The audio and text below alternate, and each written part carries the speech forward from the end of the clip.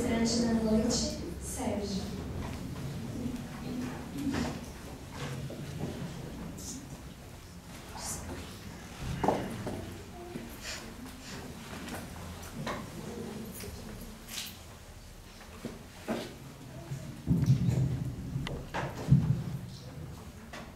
Muito boa noite, queridos irmãos, queridas irmãs. Que a doce paz de Jesus esteja e permaneça conosco agora e sempre.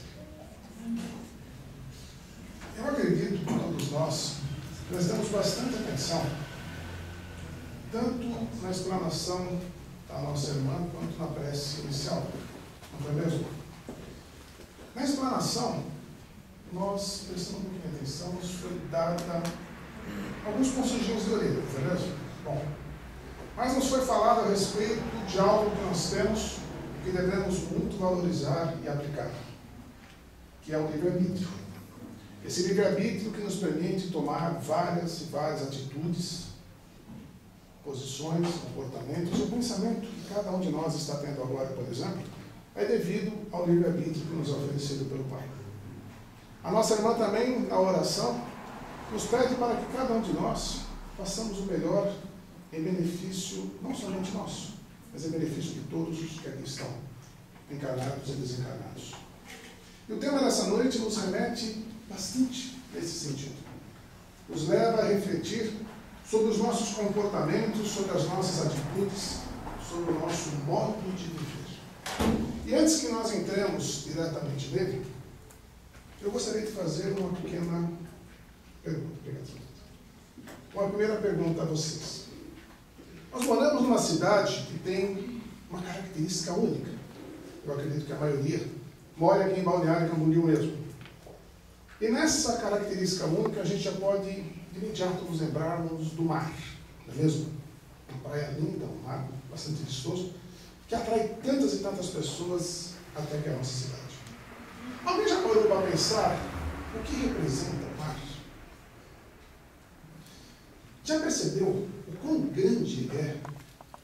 Já notou o quão poderoso, forte, firme é esse mesmo mar que nos banha diariamente a nossa costa?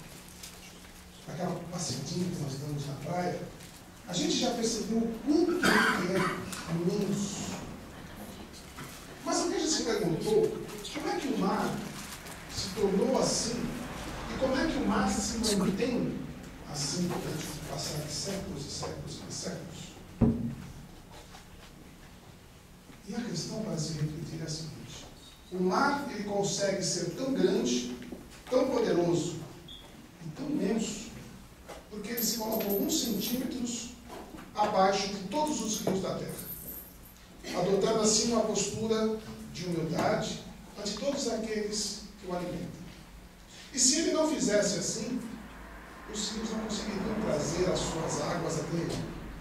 E a partir de então ele começaria a diminuir, e certamente se tornaria uma ilha. E como toda ilha que se preze, ele se sentiria isolado. E quando a gente faz essa pequena historinha no início da exposição dessa noite, nós vamos nos lembrar justamente dessa característica, que certamente cada vez que formos passar na frente do mar, iremos nos lembrar quanto humilde ele é. E o tema dessa noite fala da humildade. Mas antes que nós entremos na humildade, que é muito bom de se falar, nós gostaríamos de fazer uma pergunta, logicamente, não para respostas verbais, mas para que cada um reflita para si. Dentro deste nosso ambiente, existe aqui alguma pessoa orgulhosa? E dentro desse nosso ambiente, existe alguma pessoa humilde o suficiente? E por que a gente começa com essa colocação? A doutrina espírita, na sua obra basilar, que é o Livro dos Espíritos, ela nos diz que nós temos dois grandes males, duas grandes doenças, duas grandes chagas na humanidade, que é o egoísmo e o orgulho. E se nesse momento cada um de nós estiver infeliz, pode ver que lá na origem dessa felicidade ou está o egoísmo ou está o orgulho. Não tem como falar. E ela nos é tão categórica nessa situação, e nesses dois temas, que em toda a codificação espírita, cada vez mais e mais profundamente, ela nos lembra disso. A tal ponto que, começando pelo Livro dos Espíritos, indo para as outras obras da codificação, em cada uma delas nós vamos ver referências muito diretas a essa dificuldade que o orgulho nos causa dia após dia. A nossa irmã lembrou-nos também que antes de iniciarmos a prece, nós tínhamos que alertarmos para desligar um pequeno aparelhinho, não é mesmo? O celular. O celular, vocês agora vão achar espetacular, mas ele foi lembrado já em A Gênese, uma das obras da codificação, em 1868, no tocante à questão do orgulho. Acredito que todos estão imaginando assim, esse cara ficou louco, porque o celular é algo recente, como é que ele pode falar que isso foi feito em 1800 e pouco? Vamos ver aqui um trechinho da Gênese, em que prova claramente o que eu estou dizendo. No capítulo 18, no item também 18, nos fala textualmente a obra kardeciana. O progresso intelectual realizado até o presente, nas mais largas proporções, constitui um grande passo e marca uma primeira fase no avanço geral da humanidade. Esse celularzinho, que acredito a maioria, são todos nós temos, não é o resultado de um grande avanço intelectual da humanidade? De um grande passo que nós damos, porque a partir do momento que nós ligamos o celular, nós podemos nos comunicar com qualquer pessoa no mundo todo, no exterior, dentro da cidade, no Brasil, em onde quer que seja. Se essa pessoa tem um celularzinho, nós conseguiremos falar. O avanço tecnológico nos permite fazer isso, não é mesmo?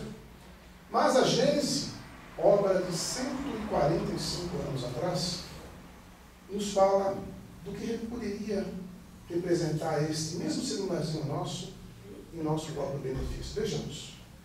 Importante, porém, essa tecnologia é para regenerar a humanidade.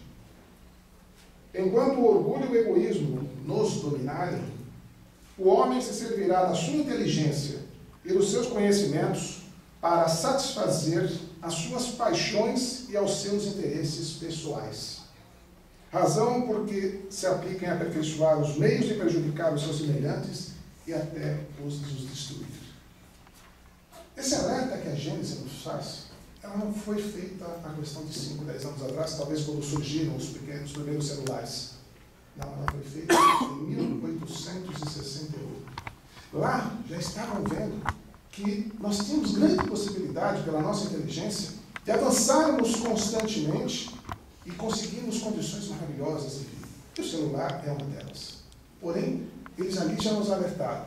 Não será suficiente para melhorar o nosso relacionamento com as pessoas, porque ela não bate de frente com o nosso mundo.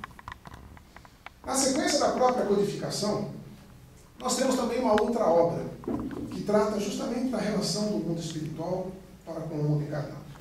Isso que a gente normalmente denomina daqueles espíritos, dos obsessores que nos acompanham, não é mesmo?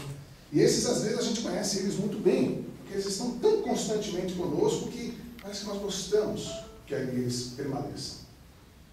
E o Livro dos Médiuns também nos lembra de por que é que eles ali permanecem tão constantemente. E, novamente, de uma maneira textual, permitam-me traduzir para vocês o que o Livro dos Médiuns nos traz. Todas as imperfeições morais são outras tantas portas abertas ao acesso dos maus espíritos. A que, porém, eles exploram com mais habilidade é o orgulho, porque é a que a criatura mais facilmente não identifica. Algum de nós pensou, quando foi feita a primeira pergunta, se era orgulhoso?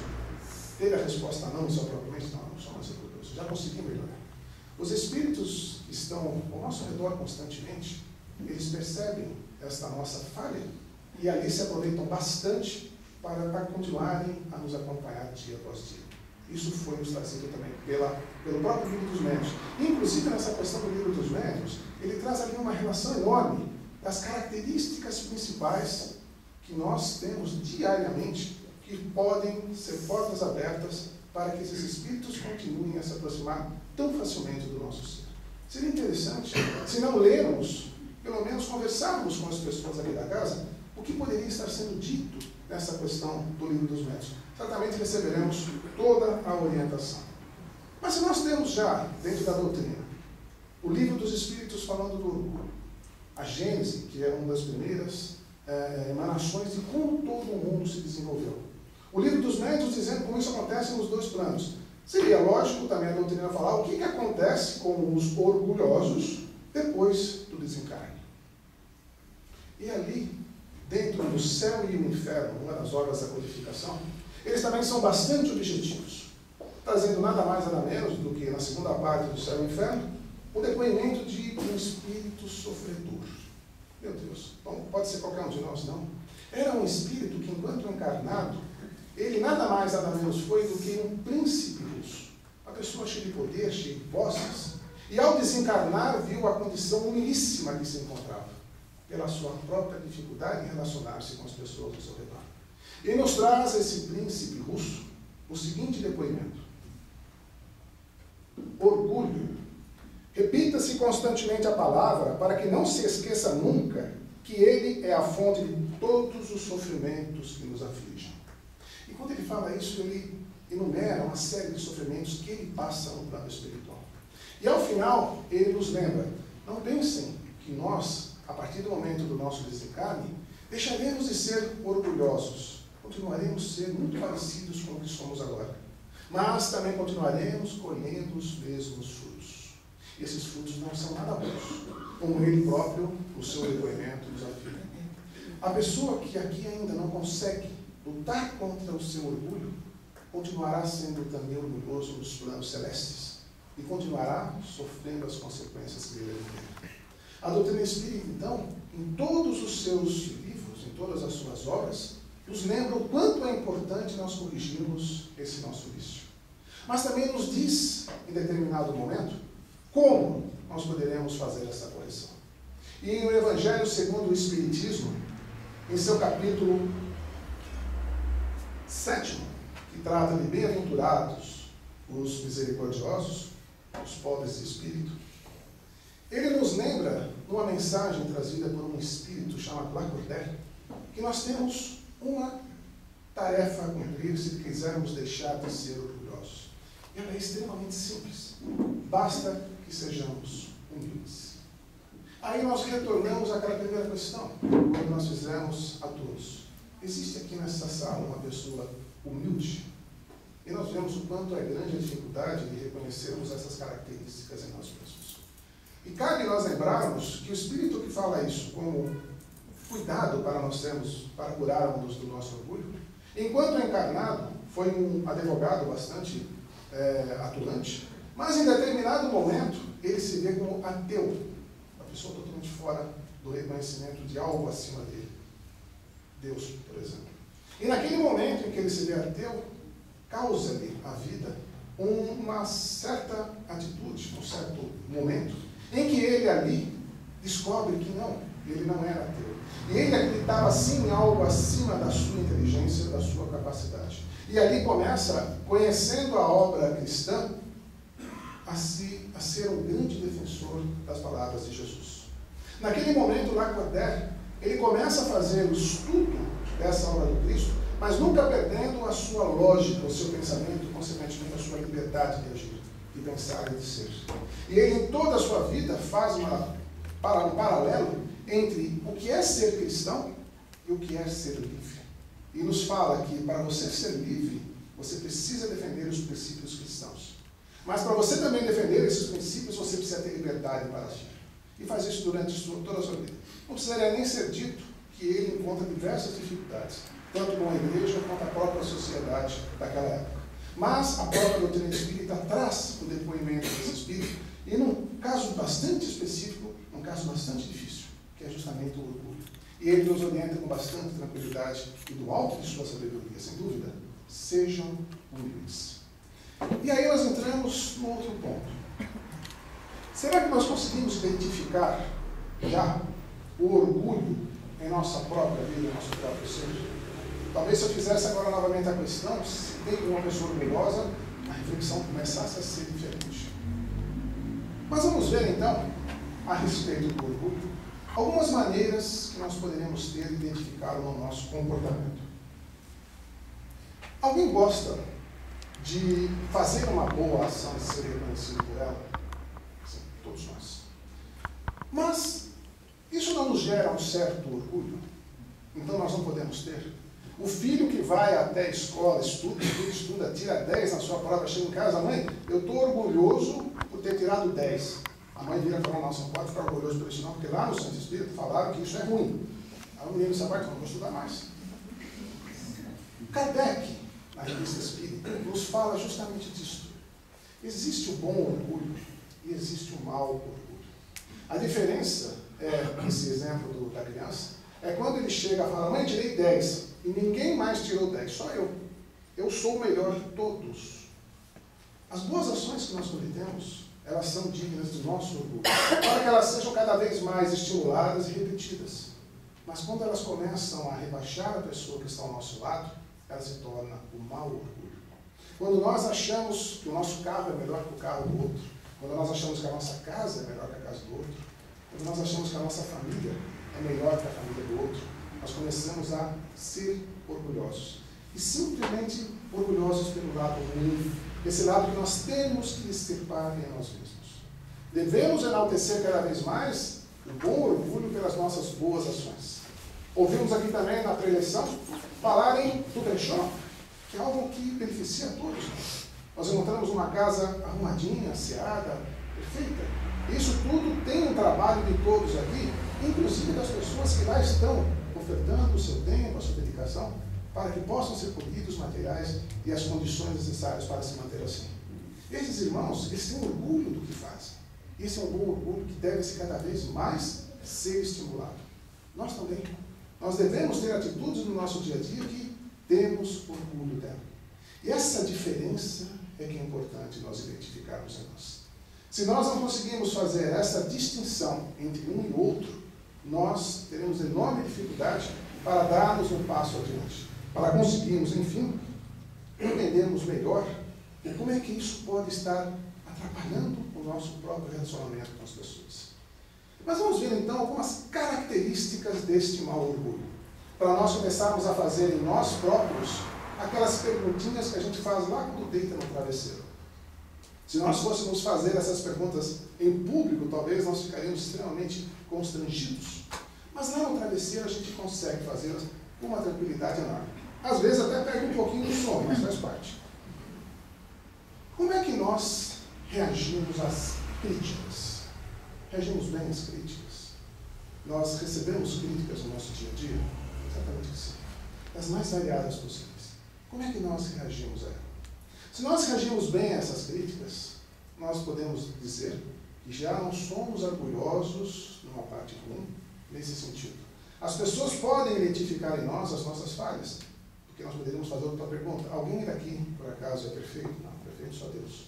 Temos falhas, e falhas que são identificáveis. E quando elas nos são apontadas, a nossa reação nos diz como é que nós estamos agindo e nos portando. Essa é uma questãozinha lá para o nosso travesseiro. Os melindres, aquelas coisas que nós guardamos dentro, a mágoa, né, que a gente tanto vê no dia a dia das pessoas, no nosso dia a dia. Como é que nós reagimos à mágoa? Nós conseguimos relevar? Nós conseguimos dar o passo adiante? Ou nós continuamos murmurando aquele problema que nos afligiu? Nós continuamos lembrando da ofensa, entre aspas, que nos foi feita? Nós conseguimos, em algum momento, relevar? Ou nós conseguimos, naquele instante que nós somos ofendidos, abrir aquele quadradinho ali na nossa mente e falar, esta ofensa eu vou guardar aqui, porque eu quero me lembrar muito dela. E cada vez que eu ver ou me lembrar dessa pessoa, aquilo vem à tona. Esse melindre só nos faz mal. E é um exemplo claro do mau orgulho. Normalmente, quando nós somos, ou estamos, ou ficamos melindrados com alguém, certamente essa pessoa conseguiu tocar naquele nosso calinho, em que talvez nem nós ainda reconheçamos. Aquele calo que nos faz sofrer a ponto de nos magoar muito mais do que a gente imagina. E basta lembrar de um deles na nossa vida, talvez a nossa fisionomia mude na mesma hora. Qualquer coisinha. São melindres que estão lá dentro, são mágoas que estão lá dentro. E são um exemplo bastante claro de que nós temos esse orgulho dentro de nós. E não conseguimos cuidar ainda dele. E um outro detalhe bem interessante, para nós identificarmos a nossa postura do mau orgulho, é o materialismo. Mas não aquele materialismo das pessoas que são ligadas a coisas materiais somente, mas sim aquele materialismo que nos faz ver mais valor nessas coisas materiais do que nas coisas de Deus. Isso nos foi dito por Paulo, o apóstolo Paulo, quando ele nos pede para nós termos um pouquinho de cuidado. Que tudo nos é permitido, mas nem tudo nos é conveniente. Não é mais interessante nós nos afinarmos tanto com as coisas do mundo, porque um dia elas ficarão aqui, nós iremos embora. E se nós temos muito apego a essas coisas, nós podemos ali estar escondendo um pouquinho também o nosso mau orgulho. São 3 questões bastante simples, e nós devemos refletir sobre elas para ver até que ponto elas estão tomando conta das nossas vidas. Porque as consequências delas agirem dessa maneira não são boas para nós. Nos diz a doutrina espírita que elas afligem diretamente a nossa felicidade. E vão muito mais além. Elas também afligem a nossa segurança. Uma pessoa orgulhosa, ela está constantemente insegura. Seja lá qual for a situação. Em qual sentido? Ela está constantemente achando que está sendo prejudicada, que está sendo passada para trás. Enfim, ela está constantemente perturbada. Em algumas dessas situações, nós tentamos descobrir a causa. E a causa, às vezes, é tão simples. A causa nada mais é, nada menos do que o próprio orgulho que está, naquele momento, passando mais alto do que a gente poderia imaginar. E o pior de tudo é que nós não conseguimos identificar. Mas, como foi dito pelo Espírito Lacordaire, para nós tentarmos corrigir esse mau orgulho entre nós, vamos pegar o antídoto, vamos pegar o remédio. E esse remédio é sermos humildes, sermos e praticarmos a humildade. Mas como é que nós conseguiríamos, então, saber se nós somos humildes? Na questão inicial foi feita essa pergunta, e a reflexão em nossa mente certamente começou a acontecer. Alguns tiveram a resposta imediata de que sim, sou humilde, e a nossa irmã também na preleção falou que ser humilde não é andar em farrapos, não era disso. Ser humilde é o comportamento. E nesse momento, talvez após alguns minutos da explanação doutrinária, já esteja refletindo se realmente é humilde ou se é orgulhoso. E a doutrina também nos explica bem como podemos identificar essa condição de humildade dentro de nós. E nos traz, basicamente, 3 pensadores para nós refletirmos um pouquinho. E o interessante é que esses 3 pensadores, eles estão em cada canto do mundo deles. Um deles está na China, Confúcio, em que fala que a humildade, ou seja, a questão para nós refletirmos, é o sólido fundamento de todas as demais virtudes. Somos detentores de virtudes, sem dúvida, das mais variadas e imaginadas. Mas se na base dessa virtude não tiver humildade, essa virtude é apenas aparente. Outro filósofo, e agora um padre italiano, Tomás de Aquino, também nos fala a respeito da característica da humildade, para nós tentarmos identificá-la em nós. Nos diz que a humildade é o primeiro degrau para a sabedoria. E é interessante porque nós normalmente confundimos sabedoria com inteligência. E não é. São 2 coisas bastante distintas. Uma talvez consiga melhorar a condição da outra a se estabelecer. Mas são distintas. E uma pessoa inteligente muitas vezes não é sábia. E a sabedoria, se não tiver na sua base a humildade, ela nunca se instaurou.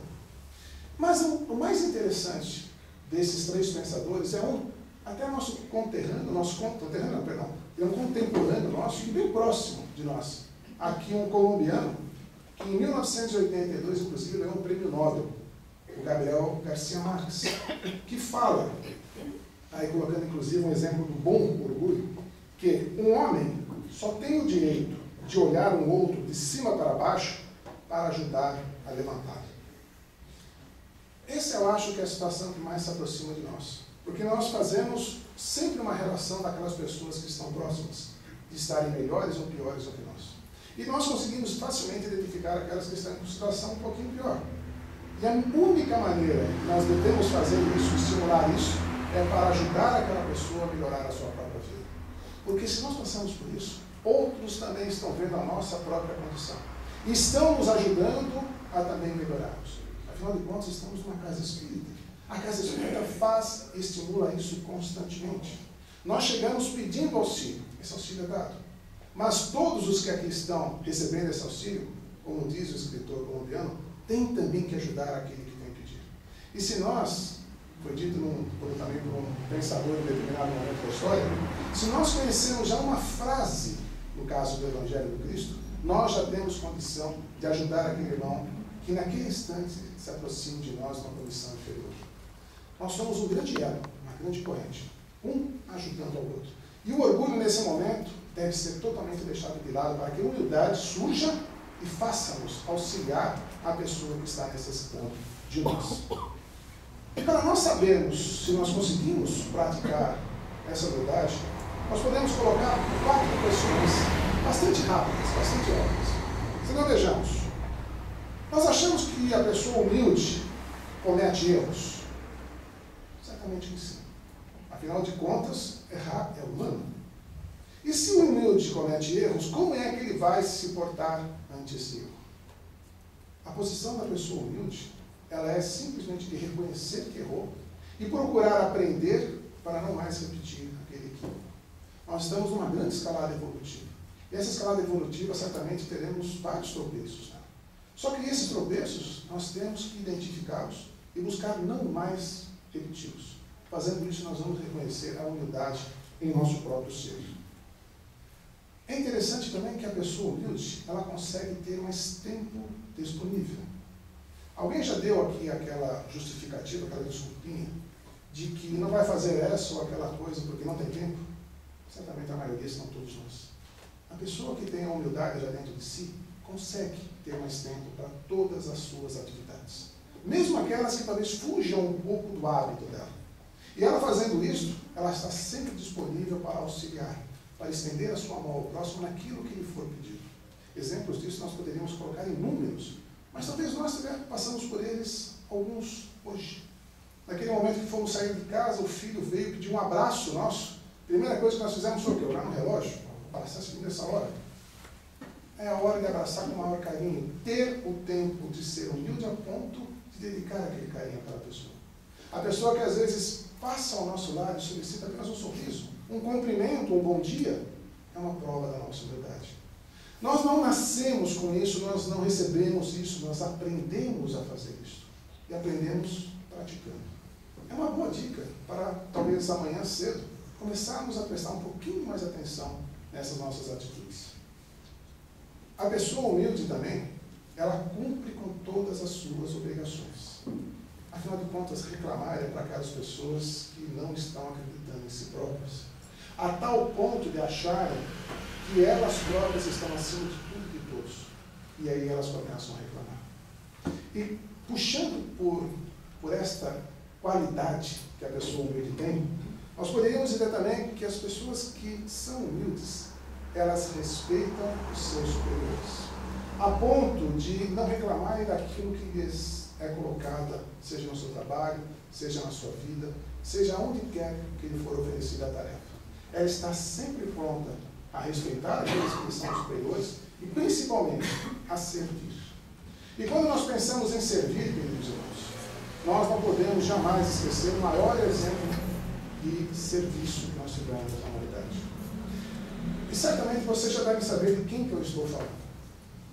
Quando Jesus vem até nós e nos traz o exemplo contido no Evangelho de João, do lava-pés, ele estava ali nos dando uma lição de humildade única para todos nós trazermos no nosso dia a dia. Naquele momento do lava-pés, é interessante nós lembrarmos o que significava isso naquela época. As pessoas viajavam pelos campos, ou a pé, ou então montados em burrinhos, jegues, cavalos, enfim, das maneiras mais rudimentares que nós podemos imaginar. E quando chegavam às estalagens para se hospedar, chegavam geralmente muito cansados e com os pés enormemente empoeirados. De imediato, o estaleiro, para oferecer um conforto maior, ordenava que uma das pessoas que trabalhava com ele pegasse uma bacia com água, um pano, e fosse ali lavar os pés das pessoas que chegavam. Era um agrado que fazia as pessoas ficarem na estalagem e permanecerem ali. E geralmente essa tarefa era cometida, realizada, por um servo, por um escravo, trazido para o contato com essas pessoas. E era um exemplo claro de humildade.